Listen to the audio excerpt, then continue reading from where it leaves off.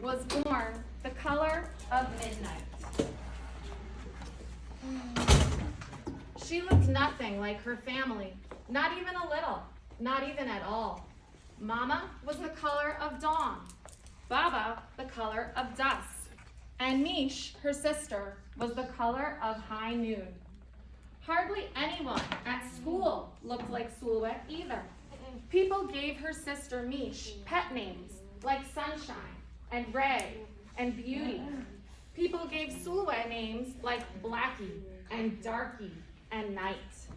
Sulwe felt hurt every time, so she hid away while her sister made lots of friends.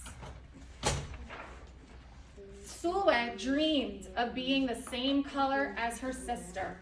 She wanted real friends too.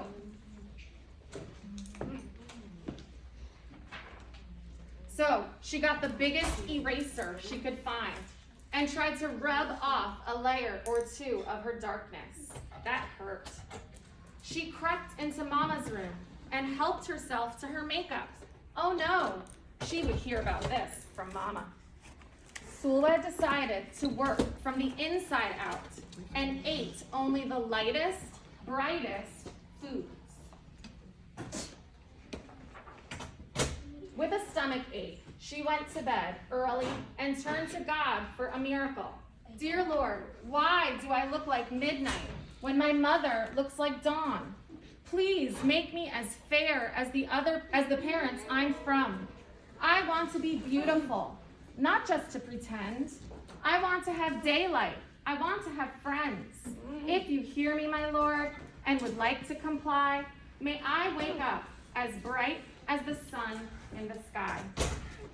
When Mama came in to wake her for school the next morning, Sulwe rose to find not a trace of daylight in her midnight skin. Sulwe told Mama everything. Mama asked, "What is your name?" "Sulwe," she muttered. "And what does it mean?" "Star," Sulwe whispered. Brightness is not in your skin, my love. Brightness is just who you are. As for beauty, Mama said, rubbing Sulwe's stomach the way she always did to comfort her, you are beautiful. Sulwe sighed. Well, you are beautiful to me, but you can't rely on what you look like to make you feel beautiful. Real beauty comes from your mind and your heart. It begins with how you see yourself, not how others see you. Now, up you get and out you go. How could she, as dark as she was, have brightness in her? How could she have beauty when no one but her mother seemed to see it? How could she be a star? Silent hand, how is Sulwe feeling right now? Let's use some of the feeling words we've talked about in class. How is she feeling, Stephanie? I think she's feeling confused. Confused, okay. What do you think, Caroline? She's feeling sad. Camille, what do you think? I think she's feeling sick that her stomach was aching. So yeah, she's so upset that she's even feeling sick to her stomach. Asa, what do you think? I think she's feeling upset that she's black. Yes, she's feeling upset about how she looks. She doesn't feel like the way she looks is beautiful enough. Markai? Nervous, okay. Michelle? Scared that people aren't gonna like her. All right, excellent job. And there's probably a lot of other feeling words we could describe, but so far I think you guys are off to a great start. I just remember. Okay, hands down. Time to listen again. That night, a shooting star appeared at Sulwe's window. "The night sent me," the star said. "Come with me." Sulwe hopped onto the star and off they went.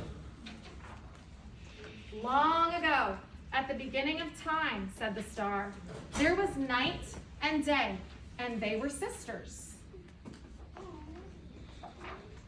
They loved each other very much. But people did not treat the sisters the same. People gave Day pet names like Lovely and Nice and Pretty. People gave Night names like Scary and Bad and Ugly. She felt hurt every time. Well, Night got fed up and walked right off the earth. Day stayed behind and enjoyed making everybody happy in the sun. But then Day grew too long. Day began to really miss her sister. So did everybody else. There had to be a way to get her back. Day set off to find Night, and she did. I miss you, said Day. I miss you too, said Night. But you don't know what it's like to be treated badly for being dark. You're right, I don't, Day replied. But what I do know is that we need you just the way you are. Come and see. Night returned and the people rejoiced. We need the darkest night to get the deepest rest. We need you so that we can grow and dream and keep our secrets to ourselves. The stars chimed in. Brightness isn't just for daylight. Light comes in all colors, and sunlight can only be seen in the dark.